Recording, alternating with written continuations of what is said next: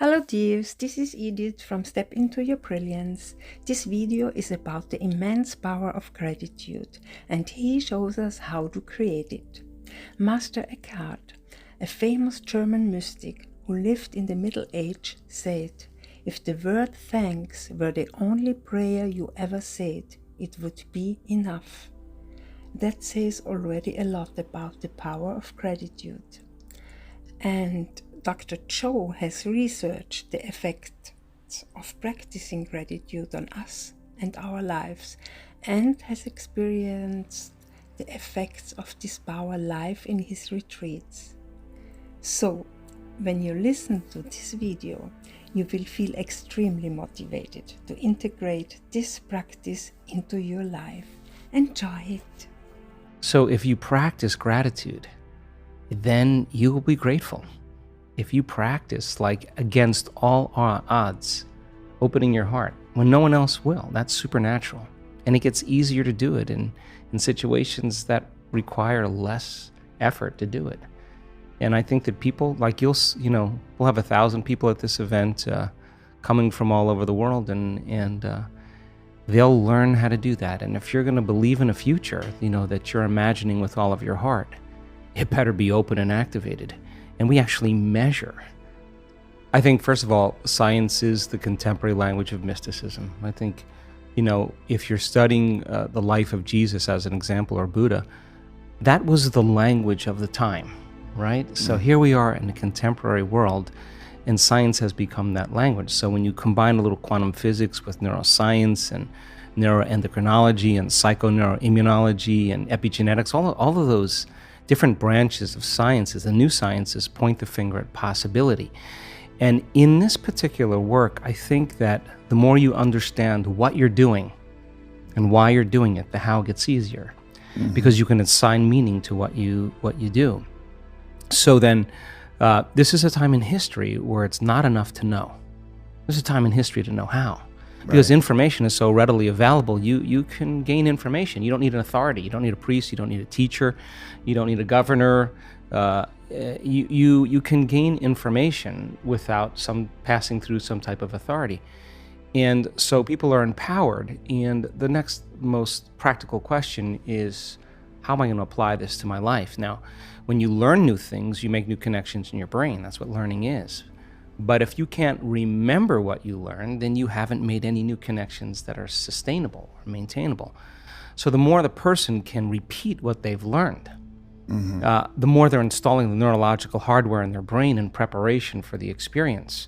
And so now they're priming their brain for the act, right? And when the experience happens, experience then enriches the circuitry in your brain. That's what experience does. So now you're laying down even more neurological tracks, but the payoff is the chemical called the emotion. And the moment you feel unlimited, the moment you feel grateful, the moment you feel abundant, now you're teaching your body chemically to understand what your mind is intellectually understood. So knowledge is for the mind and experience is for the body. And now we're embodying the truth of that philosophy. And we're literally signaling new genes in new ways and changing our future, or changing our genetic future. And if you've done it once, then you're an athlete, you'd be able to do it over and over again. And if you keep repeating it, you neurochemically condition your mind and body to begin to work as one. And the redundancy of the act over and over again conditions the body to know how to do it better than mind. Now it's innate in you, it's second nature, it's easy, it's familiar, it's who you are. And so I think we start as philosophers, we initiate, and we become initiates, and then we master it.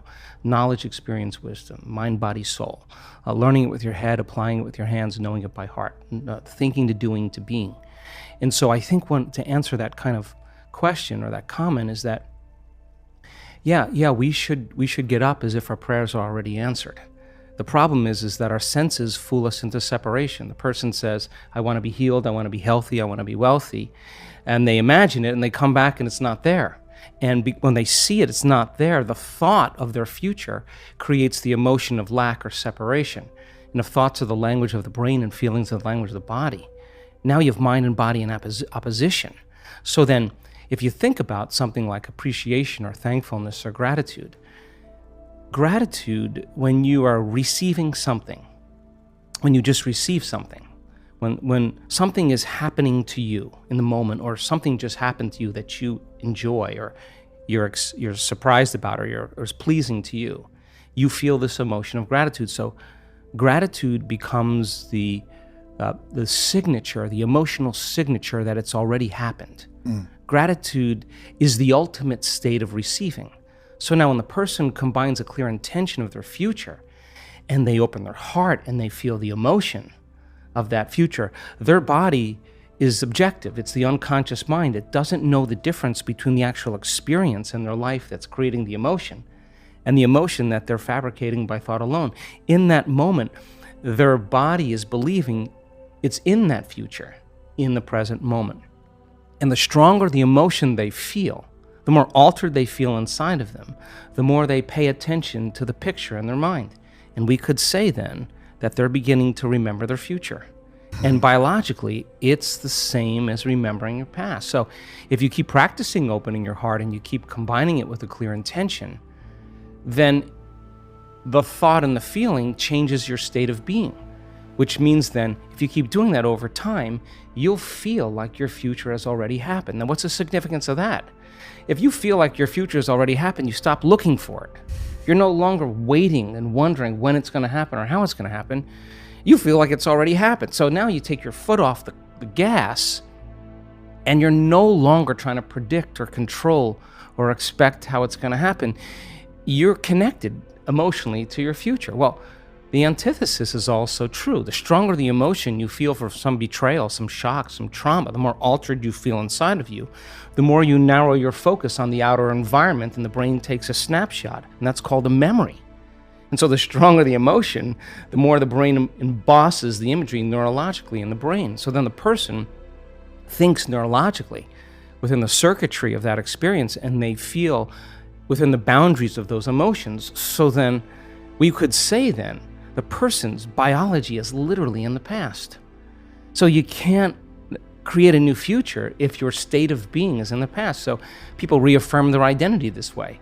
They wake up in the morning and they say, let me think about my problems. And those problems are memories of past experiences that are etched in their brain.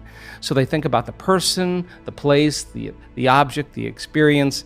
And we could say then, if they believe that their thoughts have something to do with their destiny, they're thinking in the past. And every one of those problems has an emotion associated. So now they feel unhappy. Now they feel fear. Now they feel unworthy.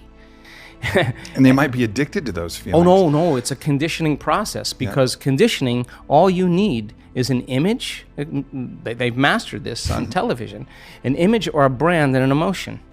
And all you need is a stimulus and a response. So every time the person remembers their future, their past, as they remember their past, the image with the emotion is literally subconsciously conditioning their brain and body into the past.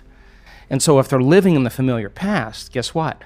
They're going to predict the next future. They're going to want to be able to predict their future, so because that's the known. So that there's only one place where the unknown exists, and that's the present moment. And teaching people how to get into the generous present moment takes an act of awareness.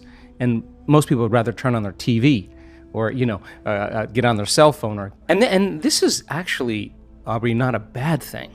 This is actually a moment of awareness. Yeah. And, when you're inside the jar, you can't see the label. And so we have this huge frontal lobe that gives us self-awareness. So then the insight never changes anything. You could have the insight that you're addicted to fear, you're addicted to competition, you're addicted to struggle. But that really means is that we're addressing reality matter to matter.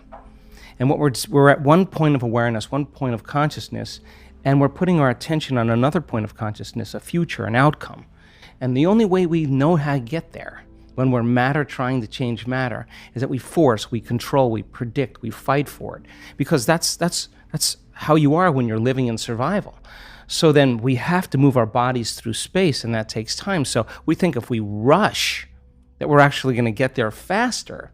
But more and more of the rushing creates more of the addiction of those emotions, because the adrenaline that's released is actually an arousal.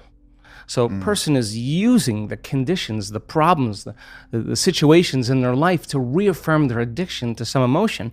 To me, that means we become addicted to the life we don't even like. And so that's why change is so hard. So then let's offer another alternative. Well, when you begin to create from the field instead of from matter, the only way you can do that is you have to learn how to take all of your attention off your body and become a nobody. Take all of your attention off all the people in your life that you give so much of your attention and energy to because you have an emotion associated with them. And get beyond all the people in your life and go from a someone to a no one. Now, if you've worked your whole life being a someone, or if you've been working your whole life thinking that you're your body, you're going to have to work a little harder because that's your identity. Sure. That's what you're associated with. Get beyond all the things in your life, your cell phone, your computer, your car, and literally go from something to nothing. You have to take all your attention off the place you work, the place you live, the place you need to be, the place you're sitting, and go from somewhere to nowhere. You got to stop thinking about the predictable future and the familiar past and go right into the present moment and go from some time to no time. And if you do that properly, you become pure consciousness. And that's how you enter the field. Now, we've done the research on this. We call it getting beyond the self. Now, once you are pure consciousness, you're taking all of your attention off this three-dimensional reality. Now, where you place your attention is where you place your energy. So if you've taken all of your attention off of everything material, there's only one place you're going to wind up, and that is the immaterial realm called the quantum field, an invisible field of energy that unifies and connects everything material. So now when you're creating from the field and you combine a clear intention with an elevated emotion and you're connected and you feel connected, the suggestion of an alternative way to create is that when there's a vibrational match between your energy and some future reality, you actually no longer have to go anywhere to get it. You're actually the vortex, and you will collapse space and time and draw the experience to you. Now that, to me, is a lot more fun because the experience is the unknown. You can't predict when it's going to happen or how it's going to happen, because if you can predict it, it's the known.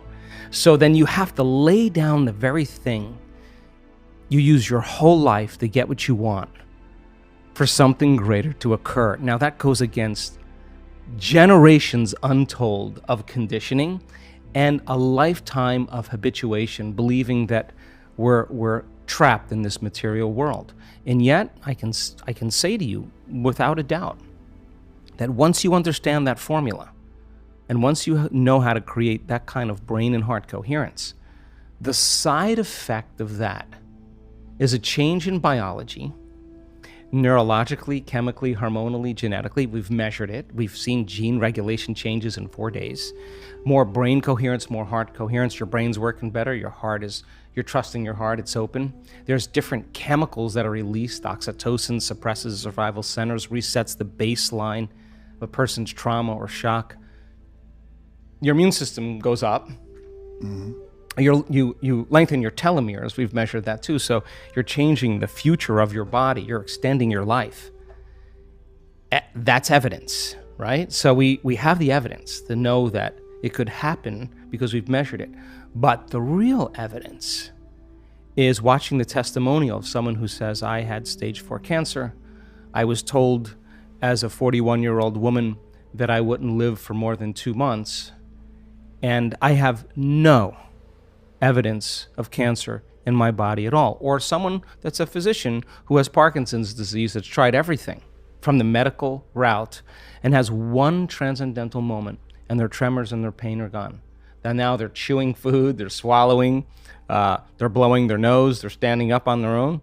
That's energy affecting matter. So we have hundreds and hundreds of testimonials of people that not only healed their body, but created pretty profoundly magical things in their life.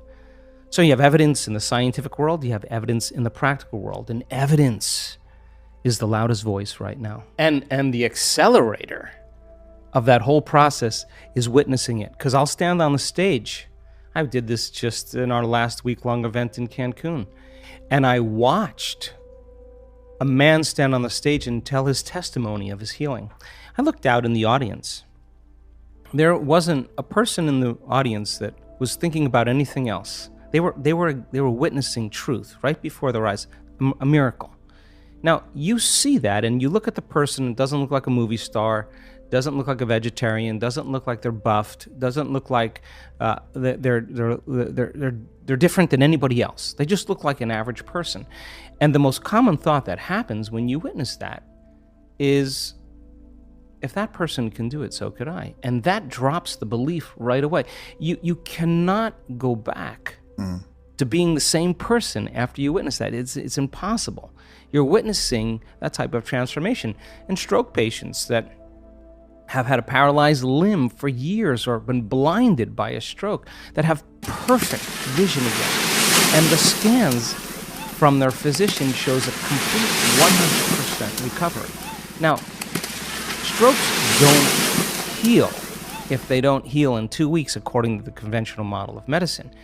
And nerves don't really come back online if they've been damaged after a period of time. And yet we're witnessing those kind of supernatural changes. So then the belief, the subconscious belief that that is impossible. You may say, oh yeah, I believe that a person can be healed. Yeah, I believe in miracles.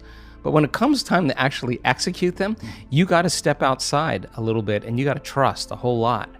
So then when you start witnessing it, it becomes like a brush fire. I mean, we see in our events, once we start seeing those healings, we know it's going to just get better and more phenomenological. And then the side effect of that is a person with Raynaud's syndrome who has incredible sensitivity to cold, that has an immune problem, that is, you can't go out of their house.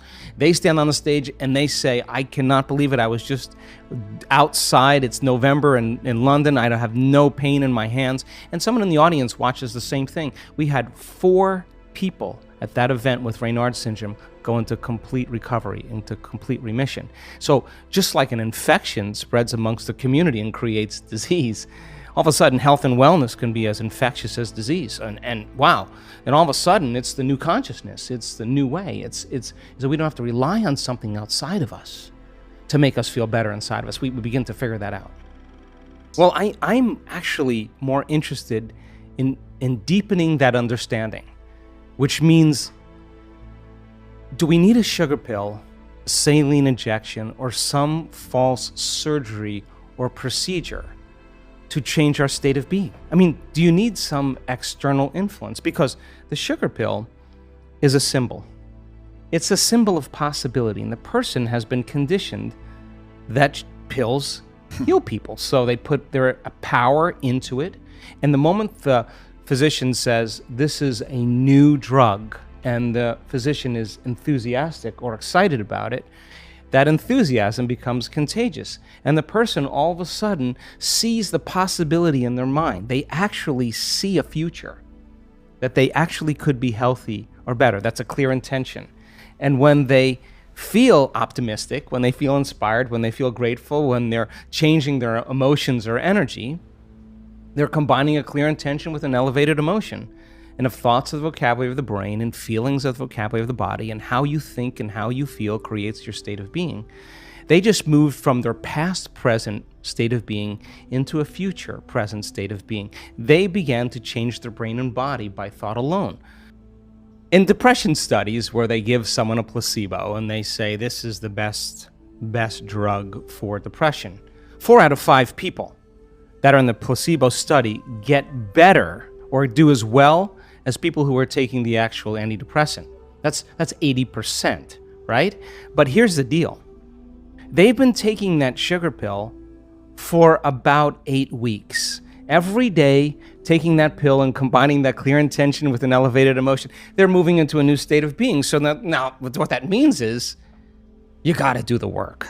That means you actually have to practice sitting down, getting beyond all the people in your life, all the things you need to do, the place you need to, you gotta get beyond your body wanting to get up and go because it's been programmed that way. And you gotta tell your body, you're not getting up until I say.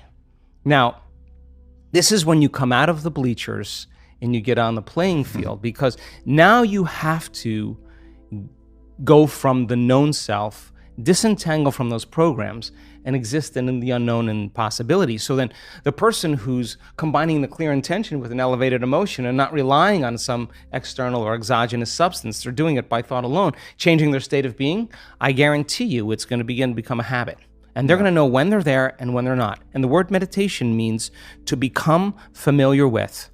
So then the more you become familiar with how you feel in changing that state of being, the easier it will be for you to do it with your eyes open as well as your eyes closed. And if you go back to the old state of being, there's a good probability that your pain or your condition will come back. So there's this kind of waltz that goes on when people are learning how to heal and change. They take a few steps forward and then a few steps back, and then 3 steps forward and only 1 step back. And they got to practice self-regulating. They got to practice what they're paying attention to, what they're unconscious of. And if you stay with it for a long enough period of time, all of a sudden now the person reaches a point, we've measured what happens, where their chemistry changes so dramatically that they're literally in love with life. Now, imagine what happens when oxytocin is released in the quantities that we see. Oxytocin signals nitric oxide. Nitric oxide signals a chemical called endothelial-derived relaxing factor, and that's a big word or set of words that just means a chemical that signals the arteries in your heart to literally expand. And when they expand, you're getting more blood flow in there. And just like when your sexual organs are aroused and there's blood flow in there, now with the same intensity, you're going to feel it right in your heart, and it's going to be way bigger. And now the person's heart is wide open. Now, so here's the question. A person feels those emotions. Do you think they're going to want to judge somebody else in that moment? You think they're going to want to hold a grudge? They're not going to try to forgive. They're going to feel so amazing. They're not going to want to lose this feeling, and they're just going to say, "I forgive you. I'm not going to give this feeling up because of you." Now that's the side effect of true transformation. The side effect is a greater level of consciousness. The side effect is a greater skill set in life. And I think that when you start getting good at this, then all the things you thought you wanted, you no longer want, because when you're creating more brain and heart coherence, you feel more whole.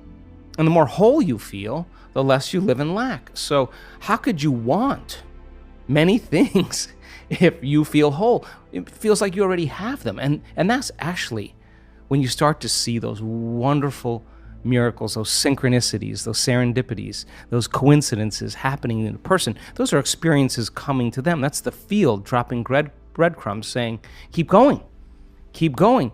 And there's a synchronization between that person's energy and their future, and the side effect of that are signs. And that's when it gets to be exciting, because every sign does what? It creates an enthusiasm, an excitement. And you're kind of going, hey, there's another sign, I'm going to go do it again. So now you're not going, oh, I have to meditate today. Oh, geez, I got to create my life. You're looking forward to it. You're like, oh my God, I don't want the magic to stop happening. I'm going to get into it. And every synchronicity creates that elevated emotion, and you use that energy for the next creation. And people climb out of their lives, climb out of their past. So the body's a protein-producing machine. Every single cell in your body except red blood cells makes proteins. Muscle cells make muscle proteins, actin and myosin. Skin cells make skin proteins, collagen and elastin. Your stomach cells make stomach proteins called enzymes. Your immune system makes immune proteins called antibodies or immunoglobulins. Your eye cells make eye proteins called keratin. So your body's a protein-producing machine. And in order for those cells to make proteins, a gene has to be regulated. So then they used to say genes create disease. Lie. It's an absolute lie. There's a very small percentage, about 5 to 1% of the people on the planet are born with a true genetic condition like type 1 diabetes. The other 95 to 99% is created from lifestyle or behaviors. 2 identical twins sharing the same genome. One dies at 52, the other one dies at 88. Well, what happened there? It was the reaction to the environment that caused their genes to be switched on or upregulated to make a healthy protein, or downregulated to make a cheaper protein. And it turns out that when you're living in stress and living in survival, you're living in emergency mode, and that's not a time for growth and repair. Yeah. That's a time to mobilize all the body's energy, all its resources from some endangered situation, real or imagined, in their life. So if you're living in emergency mode for an extended period of time, and you keep signaling that gene, well, my goodness, it makes sense then that over time, the gene's going to begin to wear out, just like taking a copy of a copy of a copy of a copy. Sooner or later, you're going to start making a cheaper protein. So the expression of proteins literally is the expression of life. So then, is it possible then to signal the gene ahead of the environment? The answer is absolutely yes. Because if a person's waiting for their wealth to feel abundance, if they're waiting for their health to feel wholeness and gratitude, if they're waiting for their new relationship to feel love, they're living by the old model of reality of cause and effect, waiting for something out there to change to make them feel better. And here, take away their lack or emptiness. But the moment the person embraces the emotion ahead of the event, if they understood what they were doing and why they were doing it, then if the environment signals the gene, and it does, and the end product of an experience in the environment is an emotion, when you embrace the emotion ahead of the experience, you're signaling the gene ahead of the environment. And if genes make proteins, and proteins are responsible for the structure and function of your body, you begin to become that very person. So it's not our wealth, it's not our health, it's not our new relationships, it's not the things we accumulate, it's who we become. Yeah. So we overcome the old self, which takes a great act of will and awareness, and we become somebody else. So then when you become it, nobody can take that away from you. In fact, you know that you know how to do it, or you know that you are it. And an abundant person doesn't say, I'm abundant, I'm abundant, I'm abundant, or a healthy person doesn't say, I'm healthy, I'm healthy, I'm healthy. They don't say that, they are it. Yeah. So then most people have just been fooled by their senses, because their 5% of their conscious mind is holding the intent, but their body is habituated into a predictable future, or emotionally conditioned into the past. And they're saying, I'm healthy, I'm healthy, I'm healthy, or I'm happy, I'm happy. And the body's going, you're miserable, you're unhappy. That thought can't even make it past the brainstem to the body. So then teaching people how to self-regulate, they have no idea when they started changing their emotional states, the amount of biological and energetic changes that take place within them and all around them. So then develop that skill and get really good at this. Then for the most part, you wouldn't be so interested in so many material things. You would be interested in facing off with yourself every day and asking, what is it that stands in the way between me and my future? What is it that stands in the way between me and my connection to the quantum field? I think that's the real question. Watson and Crick, telling people that genes are a library of possibilities. So we express 1.5% of our DNA. The other 98.5% is called junk DNA, and that 1.5%. That's 23,688 genes we express. We have 140,000 proteins that make up the physical body. How could you have more proteins than genes? It should be 1-to-1. Because on one gene, you can have thousands of variations depending on the signal. So I hypothesize that other 98.5% has to be signaled by electromagnetism. That the receptor sites on the outside of the cells are hundreds of times more sensitive to energy or electromagnetism than they are to chemistry. Chemistry is a downward causation. So imagine the person elevating their energetic state. Well, they are going to literally select and instruct new genes, and those genes may be the ones that create more significant and faster changes in the body. I mean, how do you explain a person in one meditation that's blind that comes out as now seeing? Like, what happened there? What about the stroke patient who was paralyzed for years is now moving a limb? I mean, it's not matter that emits a field. That's an illusion. It's the field that creates matter. So then the fundamental question is, if you change the field, will you change matter? It's none of your business to change the tumor. That's the outcropping, that's the outpicturing of changing the pattern in the field. So getting people really good at this, and the closer they can connect to that unified field, the more their consciousness is connected to that consciousness, the shorter amount of time it'll take. I believe I'm an eternal being. I believe I'm eternal. And in fact, all religions that you study always talk about you're going to be around for eternity, whether it's heaven or hell, whether it's karma or whatever, nirvana.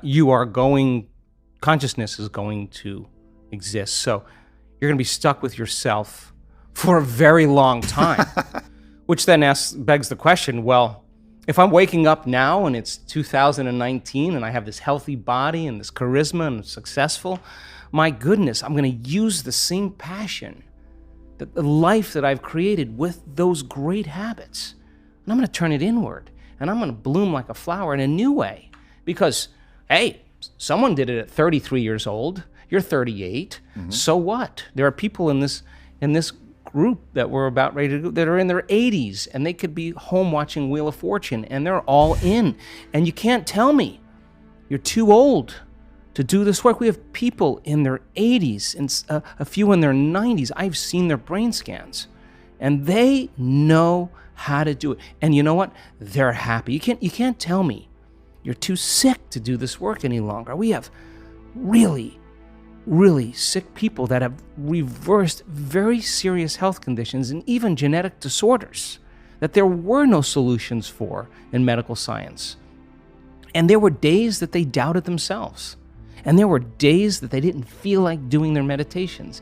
And there were days they were in so much fear because the doctors told them they were stupid and they were going to die. And there were days they could have excused themselves and said, I have too much going on, I'm too busy. And they could have excused themselves and not done the work. But guess what? They did it anyway. They overcame the conditions in their environment. They overcame their beliefs. They overcame those programs, the conditioning. They overcame their body. They overcame their fear. Their love for life started to become greater than their fear of death. That's just because they made the effort to turn the battleship around. And you can't even tell me that you're too overweight or too underweight or too out of shape. I've seen it on all shapes and sizes. You can't even tell me that you never meditated before. In fact, many times people who have never meditated before have the most profound readings because they're not trying to do anything or expect to do anything or doing it their way. They're just following what you tell them to do. And in their innocence, they run right into something really big. So what? At 38 years old, practicing this, you could say then my new goal is to live for 150 years in a body that's 38 or 48. And we're measuring telomeres. We have people, many people, their biological age is way different than their chronological age. They don't care that they're 38. Their body tells them they're 28. And why? Because they're working with down-regulating genes for disease and up-regulating genes for health every day. Why? Because they understand that they can. And if you don't understand that you can and you're ignorant, then it doesn't work. So then people who actually say, I'm going to experiment. I'm going to become the scientist with my life. I'm going to measure the effects of me at cause. That's how I live. I say, all right, I'm going to change my energy. I can tell you, nobody changes. In all the years I've been doing this, nobody changes until they change their energy. And when you change your energy, you change your life. And why not every day instead of getting up and searching for your cell phone? 86% of the people that have a smartphone, the first thing they do when they wake up is they do their WhatsApp, their text, their Facebook. They take a picture of their feet, they post it on Facebook. Then they do their Instagram, take a picture of their cat, and then they link in and they check one email, the other email, they check the news, and now their attention on everything known in their life. They reaffirm their identity, and then they go through all those routine behaviors. 95% of them, they're not even present and conscious of. There's just a group of them. Or they're remembering their problems in their past. That's how they start their day. And don't expect anything in your life to change if your environment is controlling your feelings and thoughts. And if your environment is controlling how you feel and think, and I say to you, Aubrey, why are you so upset today? Oh, well, this person is upsetting me. What you're really saying is that person is controlling your feelings and your thoughts, and that means you're a victim to your environment. Well, to turn that around and you start realizing your feelings and thoughts create your environment, and you start seeing the effects of you at cause, you're going to react less to the people in your life because you're going to understand that you'll be back to the victim consciousness. And when you start seeing that you're creating outcomes in your life, you're going to believe more that you're the creator of your life and less the victim of your life. And I say, the more you practice it, the better you get at it. It's a movement now. I mean, I'm waking up in my dream. I honestly, Aubrey, never thought that I would witness what I'm witnessing in this lifetime. And there's a new consciousness emerging. There's something happening where people are latching on to their own empowerment, latching on to their own unlimitedness. And it's becoming very contagious. So the person, I used to golf a lot with my friends, and I used to say to them, I'm a decent golfer, but I'd say to them, I'm just not good enough to get upset. I'm really not. But I'm going to have a lot of fun, and I'm going to play, and the more fun I have, the better I play.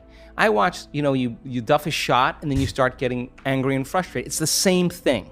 Yeah. That's your game is you're gonna make the same mistake on the next swing because your emotion is keeping you in your past.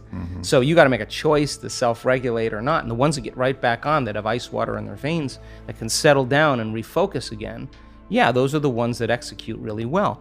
So the person who can't get beyond themselves, is just a matter of practicing. How many balls do you have to hit? How many punches do you have to throw? How many kicks do you have to throw? Till all of a sudden you start looking forward to doing it. And yeah, I can tell you this because I've been doing it for a very long time. Some days are easier than others, but I'm not going to give up. I'm just not. If I'm going to carve out some time, then I'm all in. I'm not going to shut my cell phone off. I'm going to can disconnect from it. It's all going to be there when I get back. What I'm going to do is I'm going to make my inner world more real than my outer world. And step by step. You can't get impatient doing this. You can't get frustrated doing this. You can't get resentful doing this. You can't force it or control it doing it. I've seen what happens in the brain. You're going to make your brain worse. So sooner or later, you start figuring out that isn't it. And all of a sudden, you start following the instructions. And you start going, wow, that was really easy. What was I doing up to this point? Everything but the formula. You were doing everything else but the formula, doing it your way, analytical mind telling you to quit, it's too hard, you'll never get it. Yeah, those are the exact things that are standing in the way between you and your future. And every time you become conscious that you do that and you settle back down, that's a victory. Every time your body wants to get up and check an email or check the cell phone or get up and get a cup of coffee and you settle it down, you're telling the body it's no longer the mind, that you're the mind. Every time it wants to go back to the past and romance some trauma just to reaffirm some emotional state, and you become conscious of that and you say, where I place my attention is where I place my energy, and I'm siphoning energy out of the present moment into the past, and you become conscious of it and return back to the present moment, that's a victory. And every time you start thinking about the staff meeting at 6 o'clock or 5 o'clock in the afternoon, and that's the known, and you stop and you return back to the present moment, you're disinvesting your attention and energy out of that future, and you're making room for the unknown in your life, and that's a victory. And when your will gets greater than the program, because most people lose their free will to programs, because they are on that wheel where you could take their yesterday and lift it up and set it on their tomorrow, because they're in the habit of doing everything in a routine way. So then when they lose their free will to a program and their body, which is a habit, has become the mind, now their body's dragging them into a predictable future.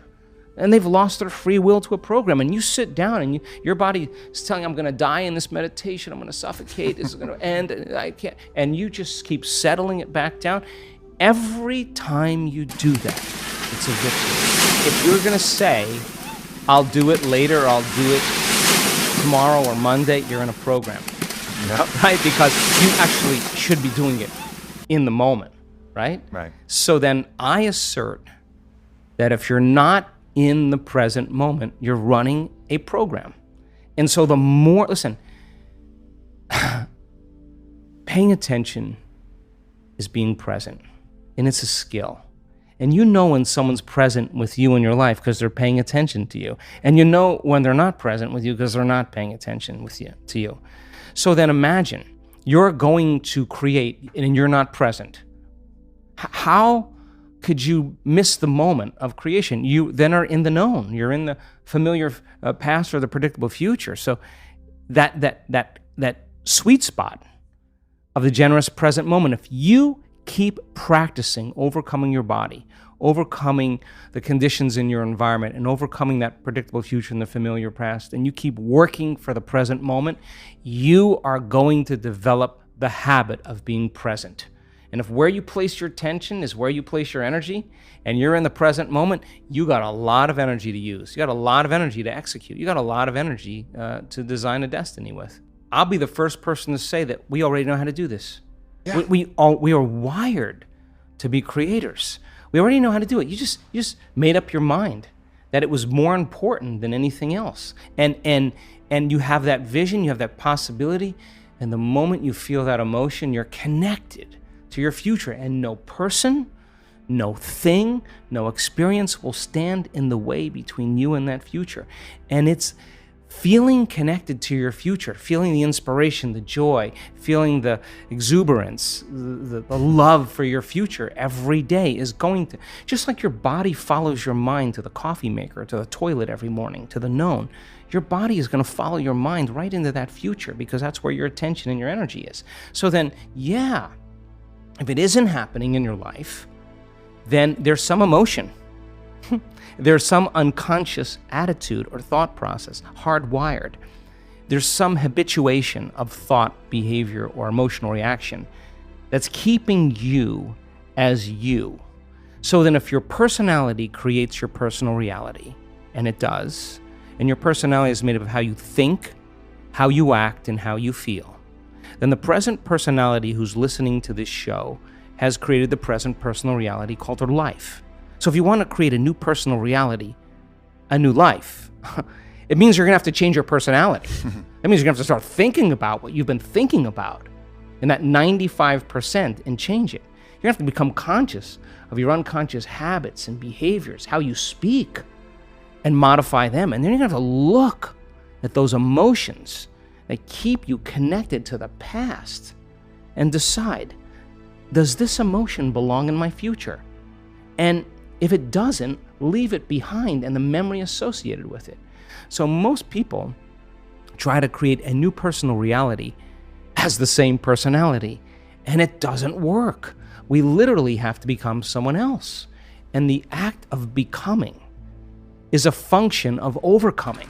So that means you got to light a match in a dark place. And when you sit down and all of a sudden you hear those voices, I can't, it's too hard, I'll never change, it's my ex's fault, it's my boss's fault, I'm too this, I'm too that, I'm too old, I'm too tired, it's too late. And those are the thoughts that are the boundary of the known. And now you're stepping out into new territory, and the body that's been conditioned to be the mind emotionally is saying, don't leave the known here. Stick with guilt. It's much better. Stick with suffering. At least you can predict it. And yet your conscious mind is wanting to go for a ride, and your body's going, whoa. So then it may take a little time to help the body out of the past. It takes some time, right? So then the person can have a great meditation and feel really connected, and then get up and then get frustrated on the freeway and judging everybody else. I mean, you just disconnected from the energy of your future, and you're back to the energy of your past. Don't expect anything to change. And if you tell me it's because of that person or that circumstance, I'm going to say, oh, you're back to the unconscious program of being a victim in your life. And so there is a period, a grace period of transformation where we have to cross this river from the old self to the new self. And that void, that unknown, is the neurological, the biological, the chemical, the hormonal, the genetic death of the old self. And most people, the moment they step out, and the hardest part about change is making a new choice. The moment you make a new choice, get ready. You're leaving the known. It's going to be uncomfortable. It's going to be unfamiliar. There's going to be some uncertainty. You can't predict. You're not in the known any longer. And most people, they step out and they hear that voice. It's too hard.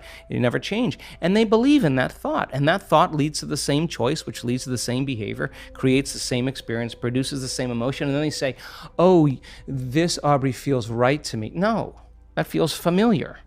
So So then, if you're becoming conscious of how you speak, you're sitting in your meditation and you're becoming aware of how you act, that you complain and you blame and you make excuses, you feel sorry for yourself, you judge other people. Now you're conscious of what you were unconscious of. That's a victory too, because consciousness brings awareness. And there's an energy that goes along with that. And now all of a sudden, you're not in the program. You're the consciousness observing the program. You're outside the jar. You're objectifying your subjective self. You're seeing yourself through the eyes of someone else. And then when you look at those emotions and you say, my goodness, I didn't even know it was guilt. This is how I always feel. I didn't even know it was guilt. Now I know. All right, well, now that you know, you can't not know. So then what are you going to do? You're going to live with the knowing that you're a victim or you're guilty or you're suffering? No, the insight isn't going to do anything until you initiate some type of change. So then you say, I'm going to stop blaming, complaining, make excuses, feeling sorry for myself, judging other people. Now you're in the river. And there's a tug for the brain and body to go back to the familiar past. And every day, if you just work on practicing and changing it, you will go from one state of being to another state of being. And you will begin to think differently. What thoughts do I want to fire and wire in my brain? That's a good question.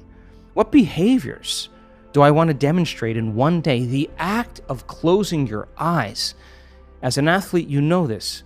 And you begin to rehearse in your mind, mentally rehearse what you're about to do, begins to install the neurological hardware in your brain to look like you've already done it.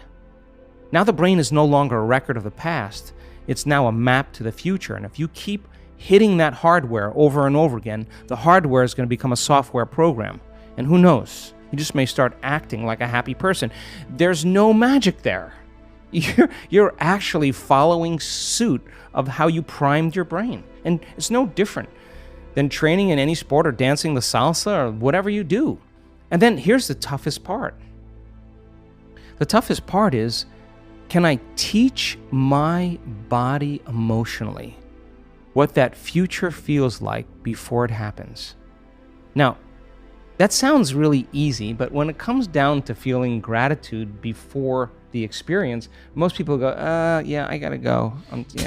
Didn't really feel it, But the person who says, I'm not getting up, I'm just not gonna get up until I open my heart to life. Now, to me, that's a willingness. So then as they trade guilt and suffering for joy and freedom and inspiration and a love for life, and they're doing it without relying on anything outside of them, they're going to be more prone to no longer need anything outside of them to make them feel that way. They're going to feel that way naturally, and then everybody's going to be really suspicious, like, he changed his medication. Ooh, he's doing something. He's not telling me. You're going to show up unpredictable in your life, and that's when we begin to become outstanding or supernatural or extraordinary. But you can't take any of that with you to become someone else. And if someone says to me, well, I really can't do it because I've had this experience 22 years ago or 30 years ago, I'm going to say to you, that event had such a strong emotion that you haven't changed since that experience. And forget about the experience. Just overcome the emotion, because the memory without the emotional charge is called wisdom. And that's why we're here. So then you can look back at the past and you can say, wow, I learned something really great. I'd never do that again. And by the way, when the experience finally lands in your lap and you prove to yourself how powerful you really are, that you created something by thought alone, and that event comes in a way that you never expected, that surprises you and leaves no doubt that what you were doing inside of you produced an effect outside of you, and you are exuberant and you feel worthy of life and feel grateful to be alive, that you are in love with the moment, you will look back at your entire past in that moment, I swear, and you will not want to change one thing in your past because it got you to that present moment. And that's when it was all worth it. That's when it all makes sense. Now you're free from the past, and now you're not thinking about the past any longer. You're believing in your future more than you're believing in your past. You're more in love with your future than you are with your past. And the cool thing about that is that if you truly practice like that level of gratitude or embracing the emotions of your future, you're literally, if you understand, you're changing your gene expression when you're doing it. You're strengthening your immune system when you do it. All of a sudden, you start to see all these fundamental benefits that are a side effect of your efforts. It's going to become something that you want to do all the time, something that you look forward to. And I think that that's why we're here. I think, and when you truly get to that point, like it's an unlearning. We're hypnotized. We're conditioned into believing we need a reason for gratitude or joy, and consumerism makes it really clear, right? Until I get that, I'm this. But what if you've been creating, and every time you have the thought of your future, you've done it so many times it makes you feel like you're connected to your future? Well, that's a conditioning as well. If you have the thought of your future and you feel the lack that it's not there, then you're back to the victim, right? But if you can have the thought, and the thought actually produces, just like fear, the thought of something terrible happening in your life creates the feeling of fear, the thought of something wonderful in your life creating the feeling of gratitude. Then when you think about your future, you begin to emotionally condition your body into that future. Now here's the payoff. Thoughts are the electrical charge in the quantum field, and feelings are the magnetic charge in the quantum field. And how you think and how you feel broadcasts information and energy into the field. So into the collective field. Into the unified field. So the question is, what are you broadcasting every single day? So then, we know that once you begin to self-regulate and you begin to open your heart, just in that small exercise that we did, the act of creating that kind of coherence in your heart begins to produce a measurable magnetic field up to 3 meters wide. That heart is actually producing a resonance. That energy, that frequency carries information. And when your heart is open, this is our center of oneness. This is our center of wholeness. This is the union of polarity and duality.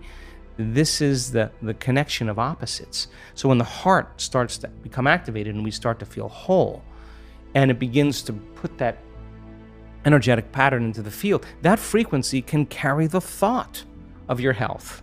It can carry the thought of your wealth. And the frequency of suffering carries different thoughts. It can't carry the thought of health. 70% of the time, people live in survival, live in stress. And that invisible field of electromagnetism that's surrounding the body, that resource of energy, is going to be squandered into chemistry. And every time you react, the field around your body shrinks a little bit more, and you become more matter, less energy, more particle, less wave. And then the hormones of stress cause you to narrow your focus on the cause. So when you narrow your focus on the cause, you're focusing on the particle in quantum physics, matter, and your senses are so conditioned into focusing on matter that you're beginning to experience separation. So the more I live by the hormones of stress, the more I have separation. There's separation between me and you, and my senses are fooling me into it. But the unified field says there is no separation. So then, if you're addicted to those emotions and they're heightening your senses, that's what they do in survival, and you become a materialist, and your field around your body is shrinking, then you're going to feel separate from the quantum field, and it's going to take a long time for you to create what you want, because you're separate from the field, and you will be matter trying to change matter. So the moment you begin to activate this center, this is our connection. This is our first connection to the unified field. The moment energy moves into this center, and we've measured this, the field around the body expands, and once there's energy in the heart, guess where it goes? Straight up to the brain. The heart acts as an amplifier, and literally it begins to increase energy in the brain. So now, once that field begins to expand, and you get beyond, you take all of your attention off your body, off the people in your life, the things you own, place you need to be in time itself, and you become pure consciousness, and you take all of your attention out of this three-dimensional reality, out of the known, and you start putting your attention on that field. There is a technique that we teach to do that, and you begin to feel connected from that field. Now, the faster the frequency, the higher the emotion you feel, the shorter amount of time it's going to take for it to appear in your life, because the faster the frequency, the closer you're getting to oneness and wholeness. So then when you teach people how to get beyond all of the elements in this three-dimensional reality and begin to open their heart, that frequency is their connection to the field. The moment they open their heart, they become more energy than matter, more wave than particle. And now that becomes the amplifier that begins to generate a whole new set of thoughts, a whole new consciousness. And that heart center then makes us want to serve, makes us want to take care of one another, to inform one another, to help one another, to give to one another, to heal one another. That's what creates unity. We know this to be the case. We've taken 1,000 people in a room. We've set 50 people in the front of the room wearing HRV monitors, heart rate monitors, and we've told the entire audience to move into heart coherence and brain coherence and have the intent for the greatest good for the people sitting in the front of the room. In a matter of seconds, all their hearts go into coherence at the exact same time, in the exact same day, in the exact same meditation. They're being influenced by energy, and their autonomic nervous system is being entrained to a new frequency. So imagine then, you begin to change your energy, you begin to affect many people in your life. If you're feeling connected to all possibilities, then it makes sense then that once you're connected, you don't have to worry about how it's going to happen or when it's going to happen. It's none of your business. It's like your consciousness is already communicating with the consciousness of all of the collective consciousness around you, which we're all connected to ultimately. And the closer you get to source, the more you can surrender and go deeper, the more connected you are. Then how it plays out in three-dimensional reality, leave it up to the greater mind and just live as if your future has already happened. I hope this video got you as excited as it did me. I know from my own experience how important the conscious development of gratitude is. It is really a basic tool if you want to successfully realize your desires. So, if you leave me a comment so we can share our experience, or a like, or if you subscribe my channel, I will be very happy. See you tomorrow.